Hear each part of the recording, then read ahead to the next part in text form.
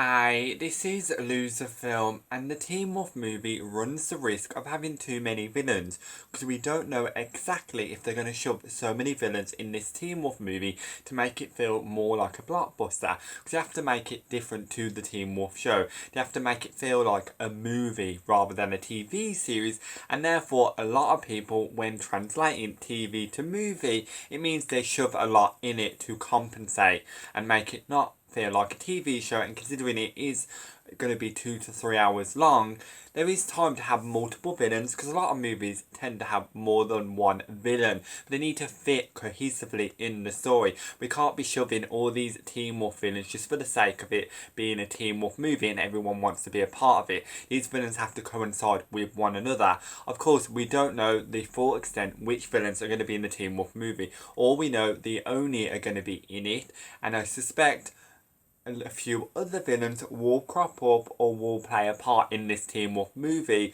because it's a Teen Wolf movie. It's supposed to be a celebration of the TV series, which means it's going to be jam-packed with stuff from the TV series that worked and that didn't work. It's just up to Jeff Davis to pick and choose what fits into the story. I hope he cares more about a cohesive story rather than a messy timeline of sorts. That doesn't make sense to have certain villains involved in this Teen Wolf movie, especially if they bit the dust before. Because when it comes to translating any kind of franchise from TV to movie and making that translation, it sometimes gets lost, and sometimes the person forgets that it still needs to capture what the original gave to fans rather than just shove a load of things just so fans can have any kind of excitement over and go, oh, look at that villain's in it, oh, look at that villain. No, we want it to make sense. We want it to feel like it connects.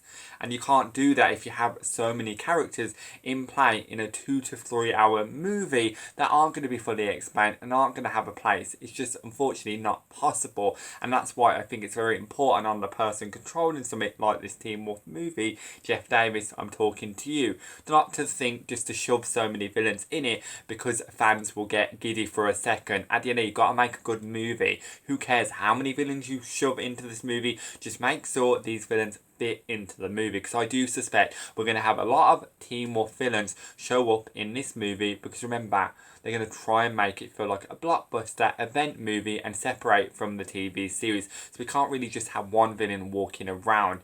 I just want it to feel cohesive and a well-written movie. So I'd love to hear your comments below of what you think about Jeff Davis.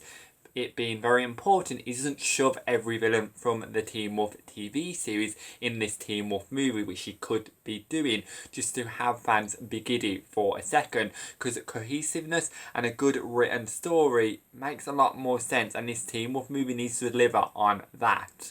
Even though it can have multiple villains in the movie, it's just how you utilise them and how they make sense in the movie itself. I don't want them to be there just so as a cameo to remind people of that villain from the Teen Wolf series. No, that wouldn't work.